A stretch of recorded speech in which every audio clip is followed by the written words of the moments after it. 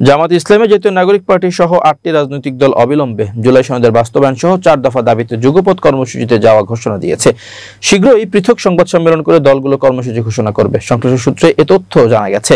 অন্য দাবিগুলো হলো সংখ্যানুপাতিক পদ্ধতিতে অর্থাৎ পিআর পদ্ধতিতে জাতীয় সংসদ নির্বাচন অনুষ্ঠান, নির্বাচনের জন্য লেভেল প্লেইং ফিল্ড তৈরি করা এবং ফ্যাসিবাদের দোসর হিসেবে জাতীয় পার্টি ও 14 দলের কার্যক্রম নিষিদ্ধ করা। জানা গেছে কয়েক দফা বৈঠকের পর জুলাই জাতীয় সনদের আইনি ভিত্তি বাস্তবায়ন সহ এর ভিত্তিতে আগামী জাতীয় সংসদ নির্বাচন অনুষ্ঠান সহ 4 দফা দাবিতে দলগুলো যুগপৎ কর্মসূচি শুরুর বিষয়ে একমত হয়েছে।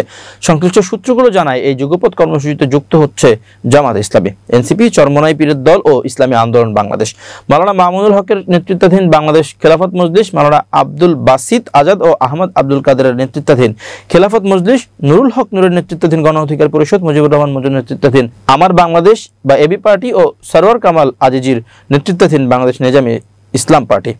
এর মধ্যে বাংলাদেশ খেলাফত মজলিস রোববার সংবাদ সম্মেলন করে যুগপৎ আন্দোলনের কর্মসূচি ঘোষণা করে।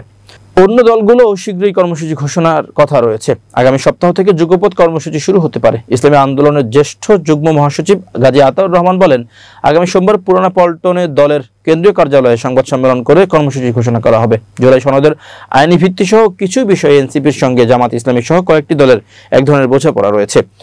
জামাতের উচ্চ পর্যায়ের একজন নেতা কয়েকটি দলের সঙ্গে যুগপৎ কর্মসূচির সিদ্ধান্তের কথা স্বীকার করেছেন। দলগুলোর নেতারা বলেছেন তারা প্রধান উপদেষ্টার ঘোষিত সময় আগামী ফেব্রুয়ারি মাসের প্রথমার্ধে নির্বাচন চান। জুলাই সনদের ভিত্তিতেই সেই নির্বাচন চান। তবে পিআর পদ্ধতির যে দাবি তা নিয়ে এই 8 দলের মধ্যে মতভিন্নতা আছে।